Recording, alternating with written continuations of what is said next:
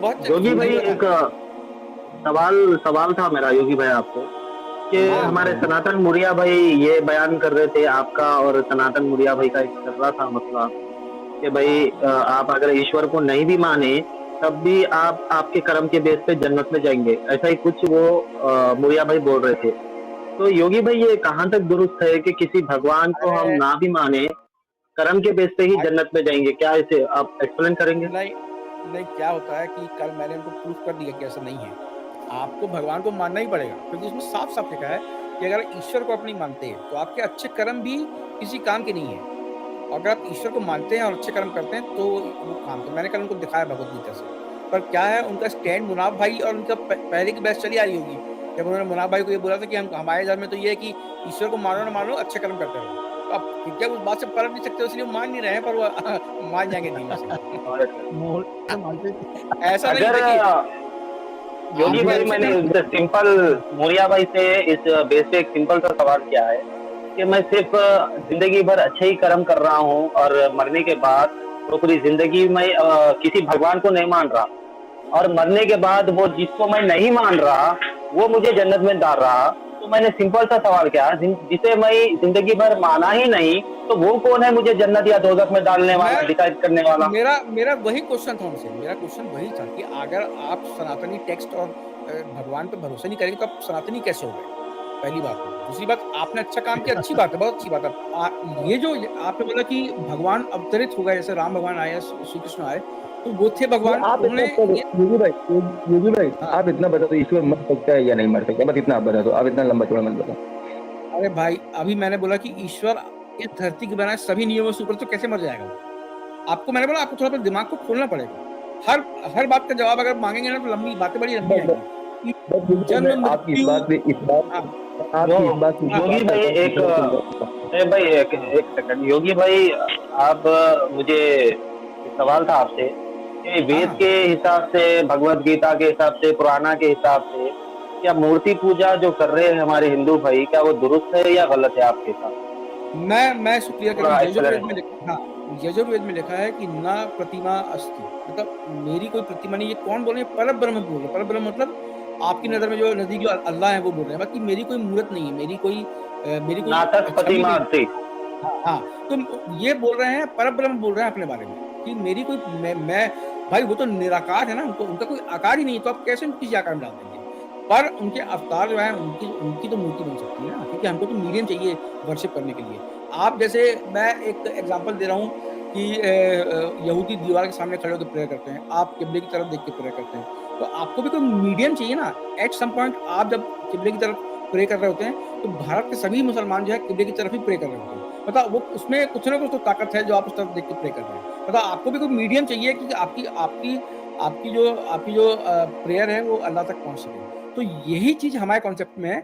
वो जो मूर्ति जिसकी हम पूजा करते हैं, मूर्ति में जान नहीं है। उस मूर्ति की वैल्यू सिर्फ इतनी है कि वो हमारे इमोशंस का और भगवान का कॉन्टेक्ट है। फॉर एग्जाम्पल, रेबल भाई, आपके पास फोन है, आपके फोन में आपके बच्चों की फोटो होगी, वो आप दुनिया के किसी भी कोने में चले जाएंगे, आप अपने बच्चों की फोटो को देखेंगे तो आपको प्यार ही उमड़ेगा। वो जो प्यार आपको फोटो देख के उमड़ रहा है, वही इमोशन होता है, और हम उसी इमोशन की वैल्यू करते हैं, इसलिए हम मूर्ति रख के तो परमेश्वर से मांगते योगी भाई यहाँ एक हैं। हाँ फिर सवाल बनता है कि आपने हाँ मेरे बच्चे की मिसाल दी है कि आपके फोन में अगर आपके बच्चे की फोटो है और आपका बच्चा दूर है तो लाजमी आप उस फोटो के देख के उसे याद करेंगे, अपना इमोशन को इजहार करेंगे। ये बात आपने मिसाल बहुत बेहतरीन दी है, पर सवाल ये बनेगा योगी भाई, जिस परमेश्वर की आप मूर्ति बना रहे हो, क्या एक्चुअली वो उसी तरह दिखता है जिस तरह आप बना रहे हो? अगर उस तरह वो नहीं दिखता, उससे लाख दर्जे खूबसूरत है और अच्छा है, और आपने उससे एक मूर्ति का आकार इस तरह दिया है कि उससे हजार गुना वो अच्छा है, और वो आप मूर्ति जो बना रहे वो उससे हजार गुना कम है, तो ये तो परमेश्वर की बेइज्जती होंगी ना योगी भाई? नहीं, ये देखिए, इसकी मैं दो आंसर दूंगा मैं। जैसे कि आपको आपके बच्चों को की फोटो देख के इमोशन जागते होंगे, पर मेरे को मेरे बच्चों की फोटो देख के इमोशन जागते हैं, है ना। हमारी हमारे इमोशन हमारे दोनों के पिता वाले हैं। आप भी पिता वाले इमोशन से प्यार प्यार करें, मैं भी पिता वाले इमोशन से प्यार कर रहा हूँ, पर हमारे बच्चे अलग अलग हैं, पर हमारे इमोशंस एक हैं। तो इसी तरह मूर्ति में किसी का भी चेहरा आप डाल दें यार, अगर मैं बोलता हूँ कि आप श्री राम को आप पत्थर में कर दें, उनकी फोटो लटका लें, कुछ कर लें, आपका इम्पोर्टेंस यहाँ पे वो मूर्ति नहीं है। आप मूर्ति को इम्पोर्टेंस मत दीजिए, उसके पीछे के भाव को, उसके पीछे के इमोशंस को आपको अहमियत देके वो इमोशंस आपको परमेश्वर तक पहुंचाने हैं। आपको मूर्ति से कुछ नहीं करना है। आप मूर्ति के सामने आप फूल रख रहे हैं, फल रख रहे हैं, तो ये आप समर्पित मूर्ति को नहीं कर रहे हैं, परमेश्वर को कर रहे हैं, पर किसी मीडियम के थ्रू कर रहे हैं। जैसे अगर आपको फोन करना है अपने बच्चों को, दूर है आप, तो फोन आपका एक मीडियम होगा। आप बच्चों को पप्पी देंगे फोन में, तो फोन को पप्पी देंगे, आप बच्चों को तो जाके दे नहीं सकते, तो वो फोन आपका मीडियम हो गया। इसी तरह मूर्ति हमारी वो मीडियम है। तो अगर आपको बच्चों को, योगी हाँ जी, तो योगी भाई उस फ़ोन में तो मेरा बच्चा दिख रहा है ना, उसी तरह नहीं का नहीं दिख रहा है जिस तरह के मैंने उसे देखा है ना। नहीं नहीं वो मैं समझ गया आपकी बात को, पर मैं यहाँ बात कर रहा हूँ, अगर आप फोन में किसी को बात कर रहे हैं, अपने बच्चों से बात कर रहे हैं, और बच्चों से आपने बात करके उनको पप्पी दी, तो बच्चों ने भी उसको सहज स्वीकार किया, अरे मेरे पापा ने देखो मेरे को पप्पी दी फोन में।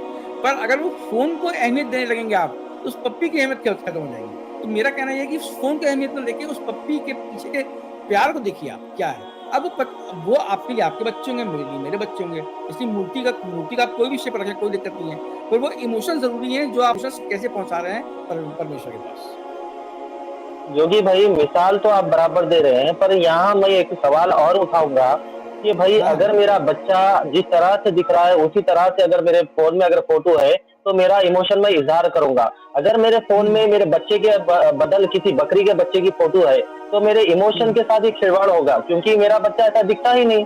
हाँ हाँ सही बोले, सही। मैं इसलिए तो बोल रहा हूँ आपको कि देखिए जैसे मूर्ति अलग अलग होती है, हर मंदिर में अलग मूर्ति होती है, फोटो कॉपी नहीं होती कहीं पे, कहीं राम को खींच कर चेहरा ऐसा होगा, कहीं राम का चेहरा ऐसा होगा। तो वैसे ही मैंने बच्चों की मिसाल इसलिए दी थी कि आप उस चीज को कनेक्ट कर पाए। जैसे आपकी माता और मेरी माँ अलग अलग है, पर है तो माँ, है ना, माँ तो है दोनों, पर अलग अलग है। तो जैसे आपके लिए मेरी माँ एक औरत होगी कि एक कोई महिला चल रही बस, पर मेरे लिए तो माँ है ना। वैसे आपकी आपकी माँ मेरे लिए भी एक महिला होगी, एक आम महिला जिनको मैं रोज देखता हूँ, पर आपके लिए वो माँ है। तो हमारी हमारी इमोशन तो हमारी माँ के लिए एक से हैं, पर हमारी माँ अलग अलग है। उससे फर्क नहीं पड़ता कि उनका चेहरा कैसा है, पर हमारी माँ अलग अलग तो है। उसमें मूर्ति अलग अलग हो सकती है, वो इम्पोर्टेंट है वो इमोशन जो आप उस मूर्ति के थ्रू परमेश्वर तक पहुंचाना चाहते हैं। जी। योगी भाई आप मेरा सवाल अभी भी नहीं समझ रहे हैं। आप मिसाल बराबर दे रहे हैं कि आपकी माँ अलग है, मेरी माँ अलग है, पर माँ वाला जो इमोशन है दोनों को एक सा है, ये बात आपकी दुरुस्त है। पर मेरा सवाल ये नहीं है कि भगवान का जो भी इमोशंस है हर बंदे का अलग अलग होता है, किसी में कम होता है, किसी में ज्यादा होता है, वो उसकी आस्था पे डिपेंड करता है। पर उस मूर्ति का क्या जो आप शेप दे रहे हो, जबकि उस भगवान तो वो निराकार है, ना उसकी कोई मूर्ति है, ना कोई उसका शेप है, ना कोई आकार है। तो आप ये कैसे जस्टिफाई कर सकते हो, ये कैसे डिसाइड कर सकते हो कि वो इसी शेप का है या इसी आकार का मैं करूंगा या इसी मूर्ति के मैं लेवल में मैं उसे लाऊंगा? ये तो उसका अपमान मैंने होगा। नहीं मैंने बोला ना कि आप एक पत्थर को, एक ईंट को रख के आप भगवान राम मान के उनकी पूजा कर लीजिए। उससे क्या हो रहा है कि आपका इमोशन बाहर निकलना चाहिए। मूर्ति का चेहरा कैसा भी हो, चाहे हर घर की अलग मूर्ति दिखती हो, उससे फर्क नहीं पड़ता, पर अगर उनका नाम श्री राम करके आप बोल रहे हैं, उनको उस मूर्ति को श्री राम करके संबोधित कर रहे हैं, दैट मीन्स कि आप श्री राम की पूजा कर रहे हैं। अगर शिवलिंग की पूजा कर रहे हैं, उसको पानी डाल रहे हैं, जल चढ़ा रहे हैं, भले हर घर में एक शिवलिंग हो, पर आप उसको शिवलिंग मान के पूजा कर रहे हैं, तो आप पूजा किसकी कर रहे हैं? आप शिव की पूजा कर रहे हैं। आपके इमोशंस किसकी तरफ जा रहे हैं? शिव की तरफ जा रहे हैं। अच्छा, तो एक मूर्ति कैसी एक भी योगी भाई एक प्लीज एक बेहतरीन मिसाल आई मेरे दिमाग में कि आप मेरा पॉइंट अभी भी नहीं समझे। एक अच्छी मिसाल देता हूँ। एक बच्चा है जो कि पैदा होते ही उसकी माँ का डेथ हो जाता है, वो अपनी बचपन से उसकी माँ को नहीं देखा उसने आज तक। तो वो बंदा सिर्फ अपनी माँ को इमेजिन करेगा और उसी बेस पे उसकी इमोशन जुड़े होंगे कि भाई हो सकती है मेरी माँ कैसी भी है, पर माँ वाले इमोशन तो बच्चे में जुड़े हुए रहते। इसका मतलब ये नहीं दुनिया में हजारों किस्म की अलग अलग सूरतें की माँ है, वो किसी भी माँ की फोटो लेके उससे अपना इमोशन इजहार करे, ये तो उसका अपमान होगा, क्योंकि वो बेटा है किसी और का और इमोशन इजहार कर रहा है किसी और पे। ये आपने बहुत सही एग्जाम्पल दिया, इसी में मैं इसको बिल्डअप करता हूँ आगे। अब उसने अपनी माँ को कभी नहीं जी देखा, ना उसकी फोटो उसके पास, ठीक है। अब जैसा आपने बोला माँ बराबर वाला इमोशन तो एग्जैक्टली। है, निकालेगा कैसे? अब समझिए उसने किसी एक ऐसी औरत को माँ मान लिया जो उसको प्यार करती थी, क्योंकि आप किसकी पूजा करोगे कि माँ स्वरूप आप उसको देखो जो आपको प्यार कर रहा है, जो आपके निकट है, जो आपके पास है। किसी आप महारानी एलिजाबेथ को माँ मानने नहीं लगेगा, वो तो जो उसको प्यार, उसकी दादी हो सकती है, उसकी बुआ हो सकती है, उसकी चाची हो सकती है, तो माँ का स्वरूप देखेगा उसमें। मतलब माँ तो नहीं है उसकी, तो बड़ी बात है, बार माँ तो नहीं है, पर उसका स्वरूप देख रहा है उसने। हाँ अब तो स्वरूप तब उसका स्वरूप बन गया। अब उसकी माँ तो नहीं है, पक्की बात है, तो उसकी माँ नहीं है, इमोशंस तो हाँ, निकलने लगे योगी भाई तो तब भी तो वो बंदा गलत होगा ना, अगर वो नहीं मदर टेरेसा को देखेगा या किसी और को देख के इंटेंशन उसका माँ वाला लाएगा, तो वो तब भी तो गलत होगा ना, क्योंकि एक्चुअली उसकी माँ वैसी है ही नहीं, जिस तरह से वो तस्वुर हाँ, कर रहा है। मैं इस बात को मानता हूँ कि माँ तो वैसी मदर टेरेसा तो उसकी माँ नहीं है, मैं बस बात को पूरी तरह मानता अच्छा, हूँ। अब पर मेरा पॉइंट तो साबित हो मे गया है मेरा, हाँ, आपको जो मैं हाँ, बताना चाह रहा था, हाँ, पॉइंट तो हाँ, साबित हाँ, हो गया। हाँ, हाँ।